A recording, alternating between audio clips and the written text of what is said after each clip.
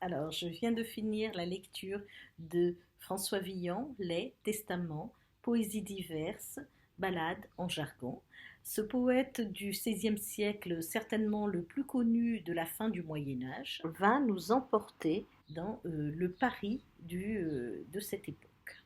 Et la transmission des poèmes au Moyen Âge et d'autres histoires s'effectuait en majorité à l'oral, puis euh, lorsque Gutenberg a inventé l'imprimerie, cette transmission va progressivement prendre fin. François Villon osera donc faire de sa propre vie le sujet de ses vers. Il raconte son quotidien. À 24 ans, il tue un prêtre dans une risque et s'enfuit de Paris. Un an plus tard, il participe au cambriolage du trésor du collège de Navarre. Il erre sur les routes, délinquant, brigand. Il est condamné à être pendu. Le Parlement va casser le jugement et le bannir de 10 ans de la ville. À 31 ans, on va perdre sa trace.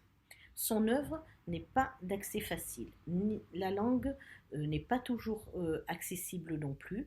Les allusions au Paris de l'époque, son art du double sens, les antiphrases rendent souvent ce texte difficile.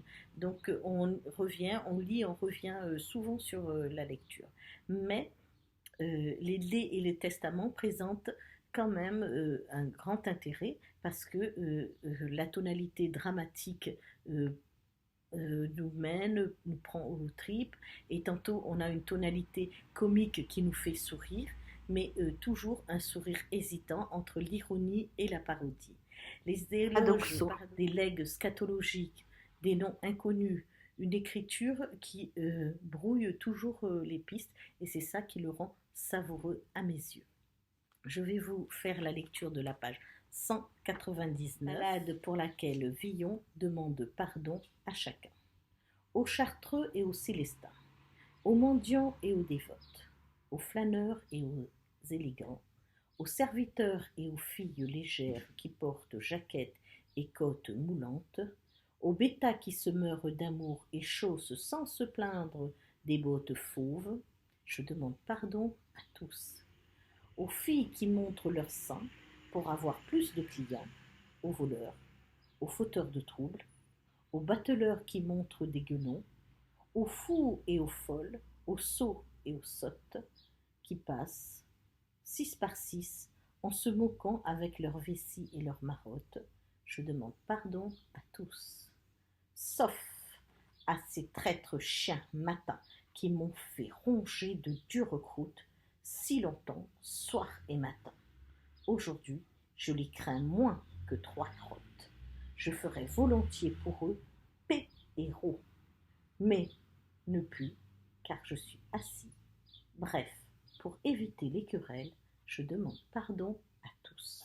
Qu'on leur brise les 15 côtes avec des maillets massifs et durs, des boules de plomb et autres balles du même genre. Je demande pardon à tous. Voilà. Donc, c'est une lecture qui m'a beaucoup plu parce que c'est une édition bilingue. D'un côté, la version en ancien français et de l'autre, la version en français moderne. On y sent le véritable Villon. On le reconnaît à travers cette balade. Et c'est un lyrisme singulier. Et ce mélange de registres le rend savoureux à mes yeux. Voilà, un poète à découvrir ou à redécouvrir. Bonne lecture à vous!